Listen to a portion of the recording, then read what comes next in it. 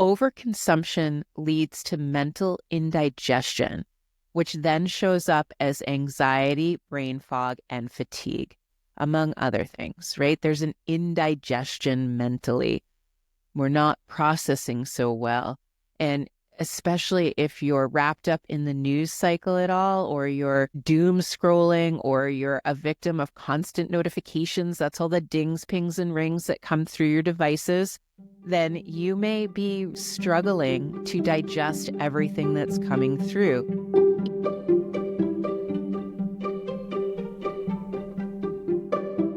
Hello, and welcome to the How to Take Care of Yourself podcast.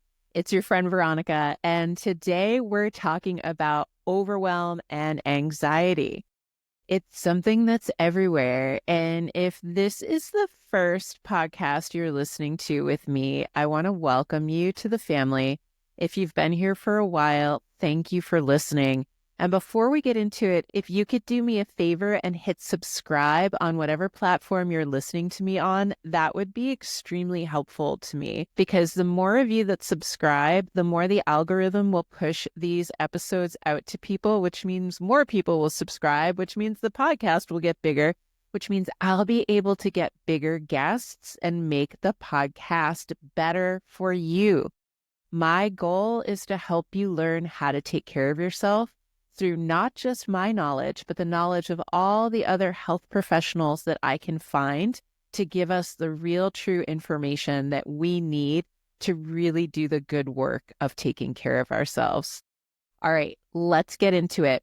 So today is all about figuring out how to work with overwhelm and anxiety, because let's face it, it doesn't matter what you're dealing with. There's a lot of it to deal with. There's so much out there in this day and age.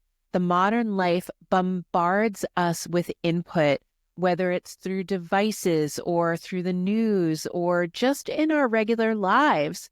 There's so many people and places and things and interesting or challenging, whatever the case may be. There's just a lot. And what I'm hearing from my students, from my clients, from my friends, is that they're feeling overwhelmed and it's causing anxiety. So I figured it was a good time to do an episode to figure out how to deal with it, to give you some real concrete tools to help you navigate. Ayurveda views anxiety as an imbalance, as it should, right? Because anxiety is not the state that we want to live in. There's a little bit of healthy anxiety that's okay. It's like the positive stress that can help us grow. But if your default is feeling super anxious to the point where it's become a pathology of some sort, then we need to do something about it. And the good news is that Ayurveda gives us a lot of tools to work with. What you might not know is that I actually struggled with anxiety and still do occasionally, but I struggled with anxiety since I was a child. I didn't really come up against good, concrete, realistic ways to manage it until I found yoga and Ayurveda. Yoga helped some. Ayurveda helped a whole lot more. Let's get into some of the things that we can use. So sensory overload and mental digestion. This is where we're going to start. Everything we take in through our sense organs needs to be digested, no matter which sense organ it comes in. We're used to thinking about what comes into the mouth. The food we eat needs to be digested. That one's obvious.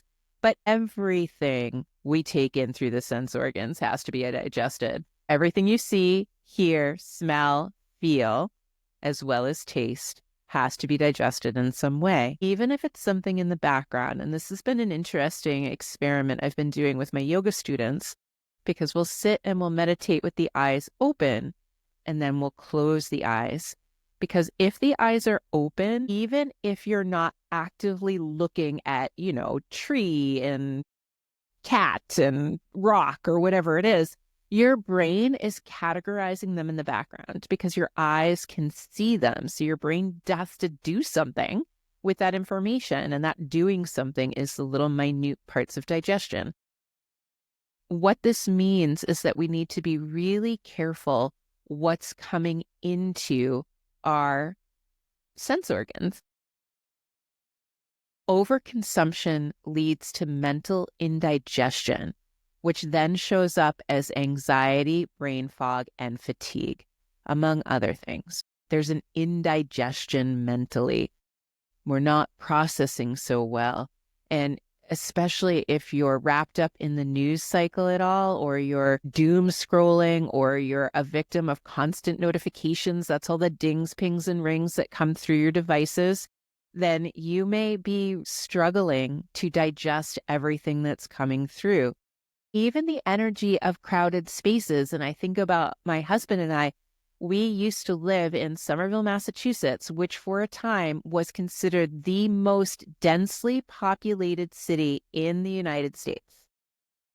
We ended up moving to a little town in Maine, which was the complete opposite.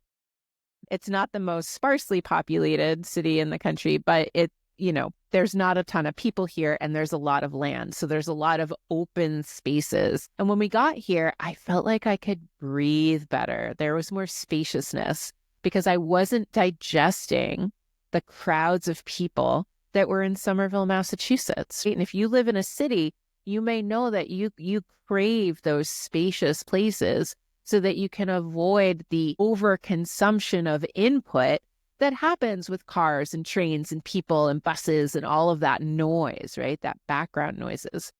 So what can we do to filter our sensory input? Well, we can become good gatekeepers of the sensory organs. We could start to be very cognizant of what we're letting in. I think that's the first step.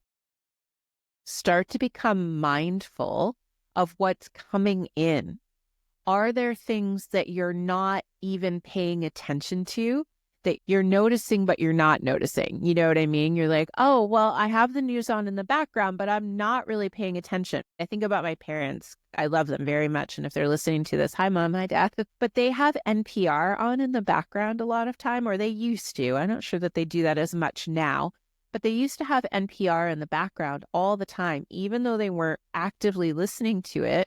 And when I was there to visit, I would just hear it in the background and it would be there. I would be picking up on it, even though I wasn't, quote unquote, actively listening to it. So those things seep in. So we have to be careful. We have to start to audit our inputs. What is on in the background, as well as what are you actively taking in? What's the kind of music you listen to? What are the kind of movies you're choosing to watch? What are the news sources that are coming in? Are you watching the news? What are the books you're reading, or the articles you're reading, or the internet component, right? What is on your phone? What is coming through your social media outlets? How is your feed going? What is the algorithm spitting out at you, right? These are all things to consider. Are you constantly consuming negative content? Because that's going to have a huge impact on your mental health. There's no way around it. You have to digest it. And if you think about, we always say you are what you eat. It's not just the food, friend. It's everything. You start to become those things that you ingest, whether it's through your mouth or your other sense organs, it doesn't matter. You start to become those things. So what do we do about it? Well, we create blockages, right? We start to hold up the hand. We start to say no. We start to curate carefully the input. I went through my social media feed the other day and I unfollowed everything that was negative or even potentially negative. I'm not left with a ton except for things about food and cats, but when I scroll my feed now, the limited amount of times that I do, we'll get into that in a minute, I don't have a bunch of negativity. I don't feel my heart rate start to rise. Instead, I go, cats, food, yay. And then I move on, right? It makes it easier, actually, to put the phone down, which is really helpful. The other thing we can do is to create moments of silence. Silence is medicine. And Ayurveda teaches that silence helps to restore mental clarity. I highly recommend to my students and clients to take a no phone morning, which means they don't touch their phone until after 11. Taking silent walks, No headphones, no podcasts, no music, no nothing. Just you and the sounds of nature. And if you do live in a city, take time to get out of the city to someplace that is a little more quiet so that you can experience those moments of silence. We hinted a little bit at this, but let's talk about phone addiction, because this has been the one that I've seen coming up in my students a lot lately, especially with the state of the world right now, is that they're addicted to their phone. Your phone is actually designed to hijack your attention, okay? It's literally designed with all of its colors and its dings and its rings and its bings and its little notifications. It's actually designed to give you dopamine hits. You become addicted to the dopamine hit that your phone gives you. And unfortunately, the more you scroll and the more you interact with it, the more anxious and distracted you become. And so why do the phones fuel anxiety? Well, the constant notifications keep us in a state of hypervigilance. We're constantly waiting for the little red notification bubble to pop up, or for our phone to ding, or for it to vibrate. There's the dopamine addiction I talked about. Social media is designed to keep us hooked. That's what the algorithm is doing. The algorithm notices immediately what you interact with, turns around and spits out more of the same. So that's another thing you have to be aware of. What you interact with is going to be doubled back into you. It's a kind of a metaphor for life, right? What you attract is what you become. We have to really pay attention to what those things are. Then there's the comparison trap. Ooh, this is a tough one, right? Ever go on a scroll for the Instagram yogis? Yikes. No human can do that. Just in reality. Like, I've been practicing yoga for 30 years, maybe more, actually more, almost 35 years. And I can't do 90% of the poses that I see on Instagram where they're standing one foot on a rock in the middle of the ocean and they've got the other leg up and they're in the perfect bikini and their hair is just right and the birds are flying by.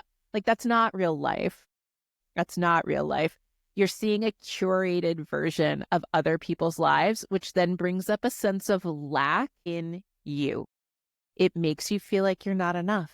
It makes it feel like you're never going to accomplish that. You're never going to be good enough. You're never going to be thin enough. You're never going to be smart enough. You're never going to be, terrible, right? I'm here to tell you, drop it, you'll feel better. The only person you need to compare yourself to is who you were yesterday, not Miss So-and-so on the telephone that looks so perfect, or Mr. So-and-so on the telephone that looks all buff. And then phones actually disrupt our circadian rhythms. Their blue light interferes with melatonin production, so it can really mess up your sleep cycles. And it's important to ditch the phone before you go to bed and after you wake up. Don't touch that phone for at least an hour in either direction. I prefer 2 or 3. But, you're trying to live your life, so you're going to have to make it work. One of the things I found to be really, really useful is that you can actually put your phone in grayscale mode, where instead of being all colorful, it's just grayscale. It's black and white, right? It's like looking at a black and white picture. It's been fundamentally very useful for me to get rid of my phone addiction. Just Google how to put whatever type of phone you have, whether it's an Android or an iPhone, or if you have some other type of phone, just Google how to put it in grayscale mode. And then you can also, at least I found on the iPhone, you can make it a shortcut where I triple click the power button and I get the menu that pops up and I have my magnifier and my grayscale. So I can turn the phone quickly back and forth from grayscale to color. So I don't have to go looking in the settings. And that's been really helpful as well. So figure out how to put your phone in grayscale mode. It's weird at first, but man, you pick up your phone, it's not all colorful. Your brain just goes, I don't really want to look at it. And that really helps, because then you don't want to go spelunking into Instagram or YouTube or Facebook. You just want to do whatever you need to do, right? Because how many times have you got to go check the weather? And the next thing you know, you're like completely deep into an Instagram doom scroll. You're like, wait, how did I even get here? Then you put your phone down, you walk away, and then you're like, wait a minute, I didn't even look at the weather. I totally forgot to do that part. Happens to me all the time. But if my phone's in grayscale mode, I don't do that. I go, I look at the weather, I carry on, right? Digital detox days, where even a half a day per week without your phone is transformative. It'll improve your relationships with yourself and your loved ones. It'll get you out of that feeling of anxiety that comes with the phone sometimes. Maybe it's a weekend day. Maybe it's a weekday. Maybe it's that you're like, okay, after noon, I'm not touching my phone. And if you have loved ones, you can put your phone on Do Not Disturb and have it that if there's an emergency, someone can call you twice and it'll come through. And let anyone, if you've got a situation in your life where you might need to be contacted immediately, tell those people, I'm going on a digital detox for the day. Here's what to do if you absolutely have to get in touch with me. So that way you don't have to worry about missing anything. But taking just a little bit of time without your phone at all.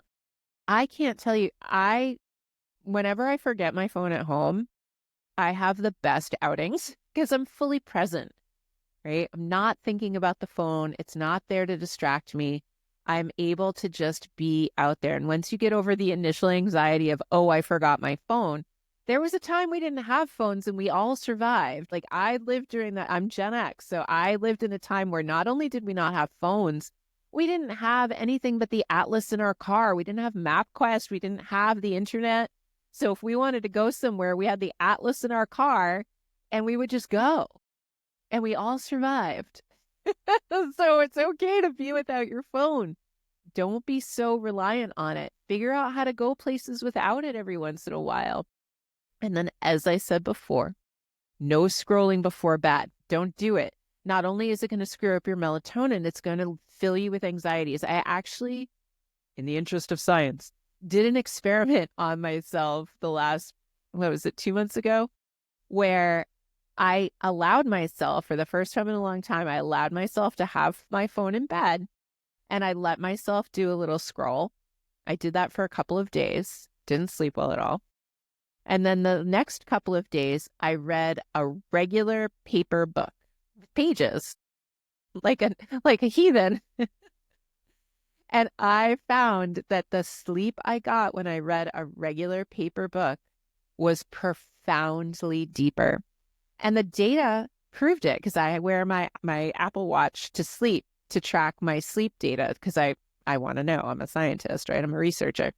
And what I discovered is that even though I felt like I slept okay on the scrolling days, I knew I didn't sleep great. It wasn't fabulous. I did get some sleep, but it wasn't nearly the same as the days where I read a paper book with pages. Those days, the sleep I got was truly profoundly deep and restful. That's really important to keep in mind. And then not scrolling in the morning. So a study came out, they said that people who watch or read or scroll the news in the morning are 27% less happy than people who don't. That's huge. And it's a simple habit. Just don't pick up your phone first thing in the morning.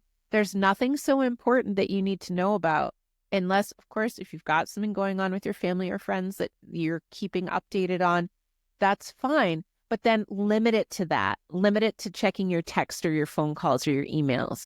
And then if there are emails that are anxiety provoking, maybe don't look at those. Maybe just do the quick glance to see if it's something that's important from your family or your friends, and then let the rest of it go until whatever parameters you've set, you're ready to look at your phone for real. And then be really conscious of what you're digesting, what you're taking in other than work-related things, right? And there are ways to set limits on your phone. I know on the iPhone, there's something called screen time, which I use, and it's awesome. It gives you the ability to set limits on apps. It also gives you the ability to set limits on your phone overall. My phone goes into sleep mode at 7:30. I can't get into any apps. It's all restricted. And then social media apps, I get 15 minutes a day with all of them. Not each of them, with all of them. So I get 15 minutes a day spread out over Facebook and Instagram and whatever else. That's it. Once it's done, it's done. There are ways to override it, but I don't do it, or I try not to do it. Obviously, if I've got some work thing I'm working on with it, because I do use social media as part of my business, then I have to override it. But then I try to keep it to just the work-related part of it. I've tried to train myself not to scroll. I've got pretty good at it. You can too. I'm not special. I'm not unique in this. I'm just another human animal like you.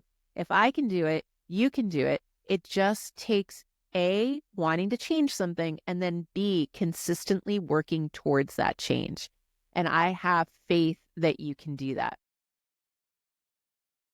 Let's talk about breath. Let's all take a deep breath now. You can do this even if you're listening to me while driving. You don't have to close your eyes or anything. Just take a deep inhale. Hold it at the top. And then exhale, let the shoulders relax. You feel better already, don't you? Yeah, you do. Because your breath is the remote control for your nervous system. It can help you regulate so much easier than almost anything else. When we're anxious, we breathe shallowly. We breathe at the upper chest. It's called upper decker breathing, right? We're breathing up here. And that is great if we were going to go burst into running down the street or if we were about to get in a fight, because that shallow breathing is part of the flight or fight state. But breath helps to calm anxiety. Okay. And just taking a deep breath like we just did. Let's do it again, just for giggles. Take a deep inhale. Hold it at the top. And then exhale, relax the shoulders. No, that was one breath. It was one breath. It was so good. It changed everything for me too. You're not alone. You can do that anytime. You just have to remember to do it. So a couple of more complicated, well, they're not really complicated, but actual practices, taking that deep breath with the little hold at the top is fantastic. But there are other practices that are also very useful. And one of my favorites is the box breath or the same-sided breath, where the inhale, the pause, the exhale, and the pause are all the same length. And it's super easy to do. You just inhale for a count of 4, hold for a count of 4, exhale for a count of 4, and then hold for a count of 4. And I will do a separate little video on that so that you can follow along and do it when you have time. And I'll link it to the show notes below. Another one that's really good is Nadi Shodhana, and that's alternate nostril breathing, where you breathe through, you use your hand to kind of play your nose like a flute, where you block a nostril, breathe through one side, block the other nostril, breathe through that side. Again, you can Google that, or I will make another little video for that I'll link in the show notes. So you're going to have so many tools. It's great. And then this one's super simple. You don't need a video for it. It's extending the exhale. And we can do that one now. Let's do that together. Okay. And you don't have to close your eyes. So if you're driving or whatever, you can listen along. So you're going to inhale for 4, and then we're going to exhale for 8. Okay. So you ready?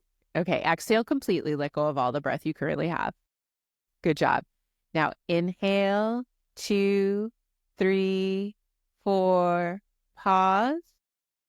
Then exhale, 2, 3, 4, 5, 6, 7, 8. Take a whole breath. Complete exhale. And then let's do one more just to make sure it wasn't a fluke. Gonna inhale, 2, 3, 4. Little pause at the top. Then exhale, 2, 3, 4, 5, 6, 7, 8. Good job. Come back to normal breath. That wasn't complicated, but notice how you feel now. Yeah, it's fascinating. And there are other tools as well we can use. So here are some rituals to calm and ground the mind. Chaos thrives in inconsistency. Stability comes from daily rituals. That's why we have so many in Ayurveda practice and taking care of yourself, right? That's why the basic premise of taking care of the self is daily habits, that we work with consistency. Daily habits are just little rituals that we do every single day, right? So some morning grounding rituals, and these are some of my non-negotiables. The first one is tongue scraping. That helps to remove toxins from the tongue, from the body, and it helps to stimulate digestion. And if you're not sure what that is, so you can buy a tongue scraper, and I'll link to some in the show notes.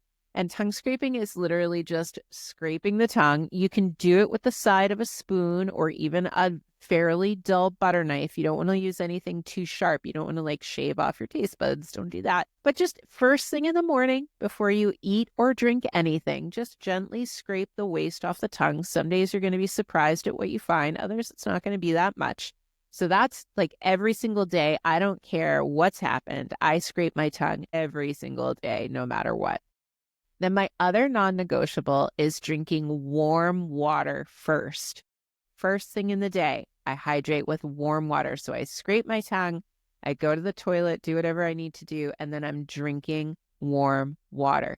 Not coffee. Don't start your day with coffee. What does coffee do? Coffee ramps up the anxiety and it depletes the system. We don't want to start with that. You can get to your coffee later, but start training yourself to drink the warm water first. For those with good digestion, another thing you can try is the oil massage, the Abhyanga. It helps to soothe the nervous system. This is just super simple before you take a shower. And this is, again, only for people with good digestion. If you have questionable digestion or you've got something clinical going on, please check with an Ayurvedic professional before you start doing oil massage, because it can absolutely screw things up if you're not doing it right. But if your digestion is good, the oil massage can be a lifesaver. It can be an absolute game changer. So all you do is before you take a shower, you take warm oil and you literally oil your whole body. And you use long strokes and you're going from the center towards the periphery. You're going from the center out. So from the heart, out the arms, from the heart, down the body, down the legs. Long strokes on the long bones, circular actions on the joints. I use warm sunflower oil because I find sesame oil to be too unctuous, too heating for my body. But sesame oil is the classical choice, especially if you've got a lot of vata going on, a lot of ether in the air, a lot of feeling spaciness. That's another beautiful grounding ritual to do in the morning. Once you cover yourself with oil, if you can hang out in a warm bathroom for a couple of minutes, you do it. Otherwise, you get in a nice warm shower and use good soap to get the oil off, because your body's going to take in whatever it can, and then the soap is going to whisk away whatever it can't. You don't want to leave oil on the body, because if you don't digest it, it could cause problems, which is also the reason why we don't oil if we have digestive issues. Those are things for the morning, super simple. Maybe you're doing a silent morning. Maybe you're doing a little journaling. There are other ones as well, but tongue scraping, warm water, and maybe that's your ritual, that you're sitting with your warm water without your phone. You're just looking out the window and noticing the nature in your vicinity. That can be absolutely nourishing. Let's talk about some evening wind down rituals. Tech-free time before bed. That is non-negotiable. Put your phone away. You don't need it. Turn off the TV. Give yourself at least half an hour, 45 minutes of no screens at all. Definitely an hour with no phone. But give yourself some time where you're not plugged into some device that's selling you something or showing you something or telling you something. Maybe you use this time to journal. Maybe you just read a paper book, like a real book with pages, like a cretin. I've been buying more books than on my Kindle lately because I've really been enjoying diving back into the tactile experience of holding a paper book in my hands. It's glorious. Maybe you have a gratitude practice to help you process the emotions you had during the day. I really, really like Sahil Bloom's. He does one struggle, one win, and one gratitude. It's the 1-1-1. Takes maybe 5 minutes to do. So you take out your journal and you write one thing that you struggled with today.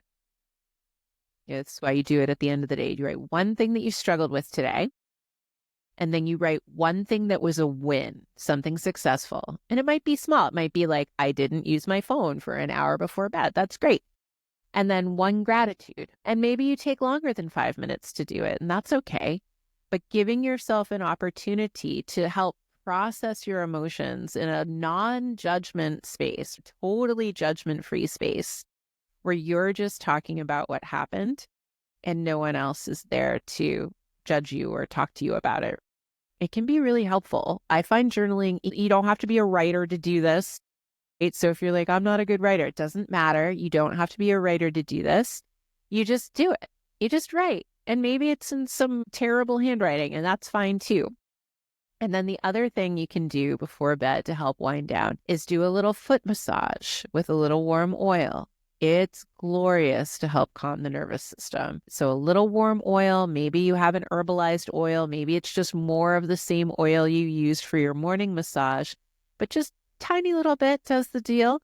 Massage the soles of the feet, massage the top of the feet, massage the ankle, and then you can leave that oil on because it's such a small spot. Maybe you put socks on to make sure you don't get oil on your sheets. Maybe you didn't use enough oil for that to be an issue, but give yourself a little time, which is another reason why we don't want to be in front of the TV. Don't do this in front of the TV, please. Do this on your bed maybe, or in your bathroom, quiet and still. Maybe you lit your favorite candle, have a little ritual about it. And then herbal tea is another nice way to relax. And that becomes its own ritual where you're picking the tea. Maybe it's chamomile, maybe it's valerian, maybe it's something else. You get your favorite mug, the warm water. It can all be such an amazing way to create stability in an overstimulating world. You have to remove yourself, and then you have to give yourself a chance to really be present with things that can be helpful, because even small, consistent actions will help to create that oasis of peace that you're looking for. And that will help to combat the anxiety and the overwhelm really easily. It happens pretty fast if you start plugging in these habits, which means you have to remove other habits, right? So we have to get rid of the ones that are causing issues and insert ones that'll help. That's all it is. Okay, let's talk about food and anxieties. We have to nourish the nervous system. What you eat literally affects your mood. We've talked about how like increases like and the opposite heals in other episodes. I think it's what is most important to remember here. So if you're eating overstimulating foods, caffeine, sugar, processed foods, lots of raw, hard, crunchy, like chips, popcorn, crackers, all of these things, they lack in nutrition and they lack in density. Those all will lead to instability in the mind. I know it's like, but how can a salad lead to instability in the mind? Because there isn't enough density there to ground the body. And if your body doesn't feel well nourished and grounded, your mind won't either. Remember, we do yoga and Ayurveda by the body for the mind. And so if we're not cultivating that grounded, satiated, satiety is a huge part of it, then we're not going to feel good. We need warm, grounding, nutrient-dense foods. Those are what brings a sense of calm to the mind. Think about what your comfort food is. One of my favorite comforting foods is super simple. It's just a baked sweet potato with ghee and cinnamon and salt and pepper. It's so easy and so good and so grounding and so nourishing and cheap. Yeah, I just wrap sweet potatoes in aluminum foil and plunk them in the oven. Set the oven on 400. I let it bake for, I don't know, depends on the sweet potato, but like an hour. And then I take them out and it's so good. My mouth is literally watering thinking about it right now. We also want to make sure that we're favoring healthy fats. You heard me say ghee. Ghee is a really good fat. Coconut oil is a really good fat. Sesame oil is a really good fat. I think animal fats are really beneficial if you can digest them. I enjoy tallow to cook in often. I'll use bacon fat if I have it. really grounding, really nourishing fats.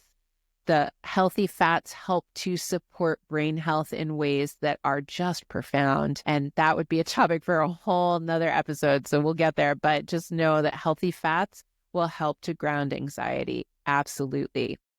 No raw foods if you're feeling ungrounded or have digestive issues. Just don't do it. We want cooked food if we're feeling anxious. And then herbal teas, like chamomile or tulsi or valerian, or if you have a favorite, insert it here. I like ginkgo, right? That's a nice one. Anything that lavender is another favorite of mine. Lavender and sage, it's a nice blend, really useful for the body. But you have a favorite herbal tea, you go for it. It doesn't need to be something I've listed. If you know you have something that makes you feel calm, lean into it.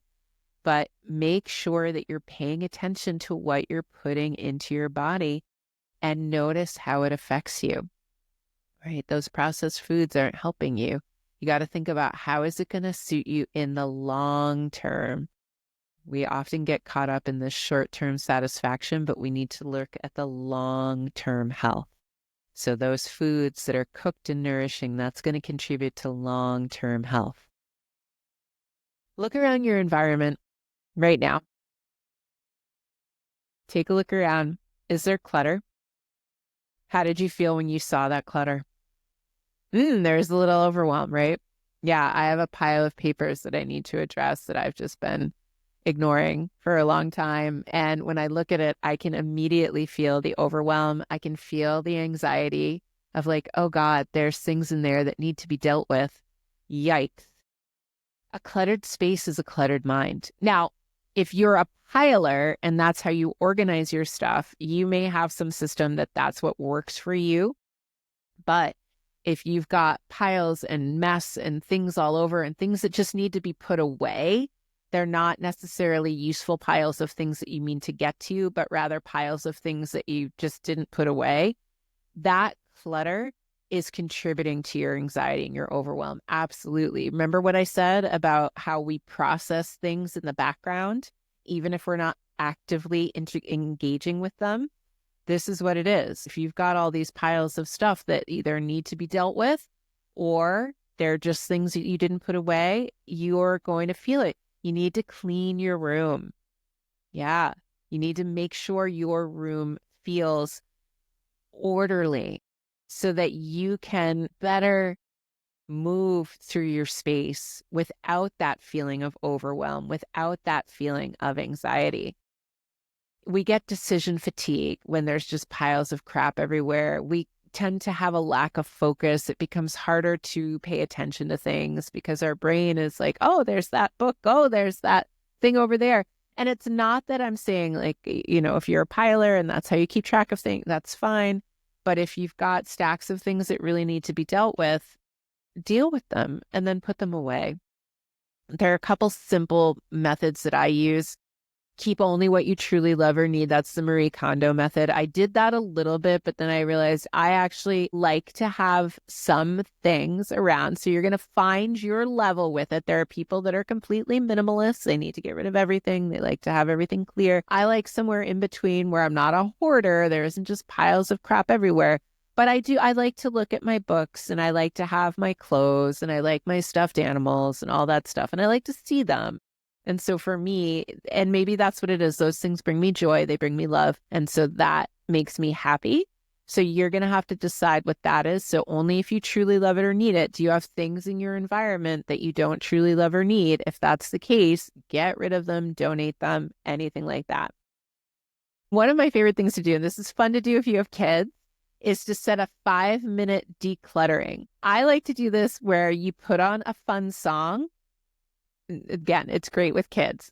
That gets them to clean up their toys while you clean up something else. But you set a timer for 5 minutes and you clean up as much as you can in 5 minutes. You put away as much as you can in 5 minutes. You figure out what you can do in 5 minutes. And then when the song is over or the timer's up, that's it. You did it.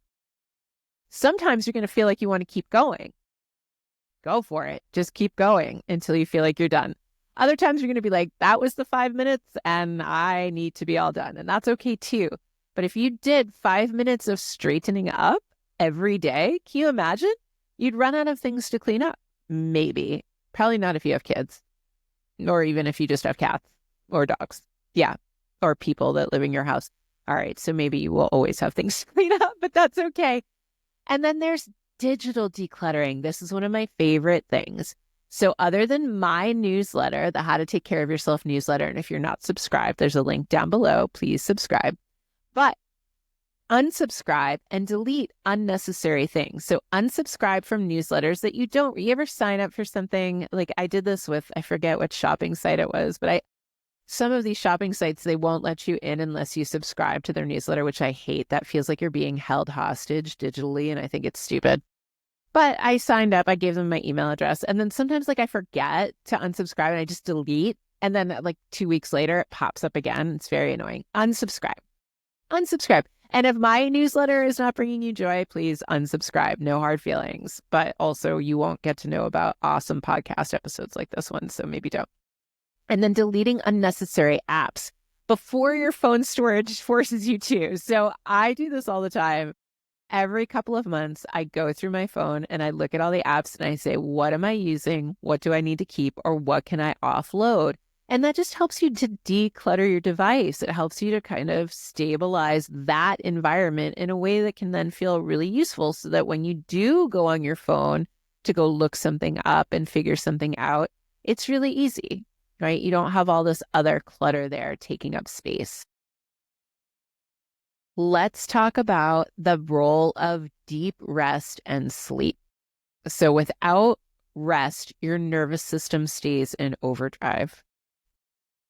And sometimes this can feel very challenging because if you can't sleep, then you feel more anxiety. If you're anxious and you can't sleep, it's like, how do you get out of that cycle? That's a whole nother conversation. But let's just say sleep is non-negotiable, okay? Because your brain needs to detoxify, and the only time it can do that is when you're asleep. Poor sleep equals increased anxiety. Your circadian rhythm matters, and we talked all about this in a different episode, but you absolutely have to follow the circadian rhythm. You can't get out of it. There's no way. The sun's going to rise, the sun's going to set, and if you don't follow it, you suffer.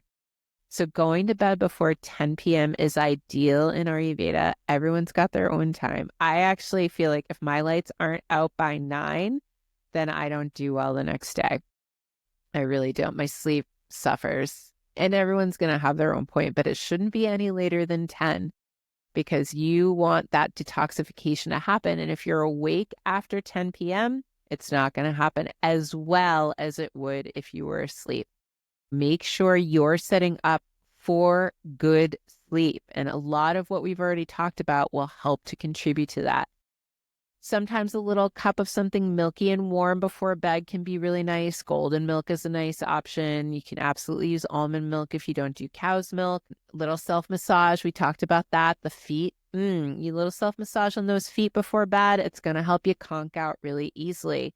And then dim the lights in the evening. And we got programmable lights because we do red light in the evening. And that really helps you set up for sleep because it's the opposite of blue light. Blue light wakes you up, red light conks you out. And so if you have the ability to do a red light, and maybe you just buy red Christmas lights and hang them up in your room and have them on while you have your reading light on, that would be a wonderful way to start getting your circadian rhythm in that rhythm. Get your circadian rhythm in rhythm. But it helps, right? If you start to use those external cues of light to help set yourself up for success for sleep. But I can't emphasize enough how important it is to get good sleep to help yourself recover. Your body, if it's anxious, it's going through a little bit of its own trauma. Granted, it's doing it to itself a lot of the time, but you need to recover from that, and sleep is the way to do it. Finally, let's talk about saying no and protecting your energy. Overwhelm often comes from overcommitting, as I talked about in the beginning. I have a tendency to overcommit. I'm sure you've been through it yourself. I like to say yes to things because I don't want to miss out, but there are other reasons why we say yes as well. And one of those is the fear of disappointing other people. People pleasers tend to say yes because they don't want anyone to be disappointed. And then there's FOMO, the fear of missing out. We'll often say yes, and this is me totally, because I don't want to miss out on anything. We actually have a cat that's like that. She sometimes won't go to sleep because she's afraid she's going to miss stuff. And I always feel her. I'm like, yeah, I get it, girl, because I'm the same way. And then sometimes we don't value our own energy reserves, or we're not sure how to accurately estimate how much energy we have or how much energy something's going to take. So we've got to learn how to set boundaries. My favorite thing, because I have a husband, is I often will say, I need to talk to my husband about it, which is if you don't have a husband or a significant other that you can use as your scapegoat there, you can just say, hey, I need to think about that before committing. And it's okay to say that, be like, ooh, and you can even compliment that. That sounds like a lot of fun. That seems really interesting, but I need to think about that before I make a decision, or I need to check my schedule. That's my other stall technique, which gives you it gives you a little space so that you can actually think about whether, because it can be hard in the moment to determine if you're going to have the energy or the actual desire, not the people-pleasing desire, to do whatever the thing is. And so giving yourself that little bit of pause before you say yes gives you the space to figure it out, which can be a game changer. And prioritize activities that actually nourish you. As I'm studying death, because this is my friend Mona and this is the year we're studying death. We're both taking this death doula course, and all the books I'm reading are on death. And the more I study death, the more I think about how life is short and we need to prioritize things that we enjoy or that nourish us or that are satisfying. And so in the context of protecting our energy and reducing overwhelm, I can't emphasize how important it is to really prioritize the activities and the things and the people that actually make you feel good. And then this one's a hard one, but it's okay to disappoint people. Right. I think about the let them theory from Mel Robbins, where it's like, it's okay for people to be upset. You just let them be upset, right? You protect your own well-being. That's first. Protect yourself, put your own oxygen mask on first, and then you can help other people. I think it's okay to say no to people. They're going to get over it. And if they're not over it, then you need to have a conversation maybe about what their expectations were and why you weren't going to meet them. Because if other people have expectations to the point where if you say no, they're super disappointed and upset with you, then their expectations perhaps were not so well set, whether it was because of something they did or they thought, or there was a misunderstanding, whatever it was. But be okay with saying no. And what I've learned is that my good friends, my good people in my life, my family even, which was a little shocking when the first time I had to do it, where I had to say no to my family members, which is hard. They were like, oh, okay, we get it. I was like, oh, wow, because that's surprising. So sometimes when somebody asks you to do something, you're like, ooh, actually, I need a down day and I can't do it that day. I need to just take time on the couch for myself that day. You'd be surprised how many people are going to be like, ooh, actually, same. I need to take better care of that part of myself. So you might end up being an example of how to take care of yourself for other people. And that's pretty awesome. Mindful consumption has been kind of the overarching subject of today's podcast, but I really want to talk about the stories we tell ourselves. Your thoughts are as much a part of your diet as the food that you eat. I just listened to a podcast episode where the doctor that was on, he's a psychiatrist, I can't remember his name right now, but he was talking about automatic negative thoughts. He called them the ants, ANTs. And he said that they were just as detrimental as if you only ate sugar all the time. Right? They were one of the leading causes of anxiety, depression, all of these things. And he said, and I love this, he's like, you don't have to believe every stupid thought that you have. I started laughing because I was like, oh my God, it's so true. Because we often just live in our own brains, we believe everything we think. And I'm here to tell you, you don't have to believe everything you think. Negative self-talk fuels anxiety. really be aware of the stories you're telling yourself. Really be cognizant of the thoughts that you're having. If your first thought when you wake up is of something negative or anxiety producing, you got to shift that gear. Ideally, your first thought when you wake up in the morning should be, today's going to be an amazing day. Today's going to be a great day. Have that as your first thought. Let it be your first, no matter what's going on, you can still have a great day. It can be satisfying. It can feel content. You don't always have to be happy. That's not what I'm talking about, because I don't think that's a realistic ideal at all. I don't think people are meant to be happy all the time. I don't think that's not realistic. It's just not going to happen. You're actually going to make yourself miserable if you think that's true. But we can always be satisfied and we can be content, and that can be what makes it a good day. So negative self-talk, watch for it, catch yourself. If you wouldn't talk about your best friend that way, don't talk about yourself that way, because thoughts become things, and those thoughts fuel our emotional state.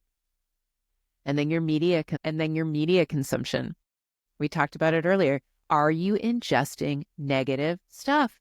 Whether it's social media, the news, you don't need to watch the news, friends. What? Everyone's like, well, I need to be informed. You do? About what? About what? Do you need to know that someone's house blew up in Kansas? Only if they were your friends. Other than that, you don't need to know. And I know that sounds callous. I'm not trying to be callous. Just mean you don't always need to be plugged in, getting that download, and be aware of what you're getting downloads from. If they're feeding you negative information, your anxiety is going to drive you to keep watching. They want you to keep watching because that's how they make money. Follow the money people, right? They're making money off of your eyes. That's what it's all about. So all of those things, gossip, toxic conversations, toxic people, that shapes your mental landscape. And if you want to have a positive landscape, you've got to ingest positive things and leave the negativity out. Just don't take it. Like you wouldn't eat a bowl of Fruit Loops. Don't eat a bowl of crappy media. Just don't do it. You got to reframe practice. So when you notice a negative thought, ask yourself, is it true? Like if you go look at yourself in the mirror, you're like, ugh, I don't like the way I look. Be like, is it true? And then look at yourself and try to replace it with something more empowering. Be like, well, you know what? I really like the way my eyes look today. I really like that sweater and how it looks on me.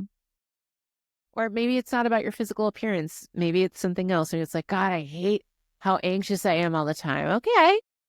But I really like how I decided to listen to this episode today about how to reframe and work with my anxiety and my overwhelm. So try to reframe it with something empowering.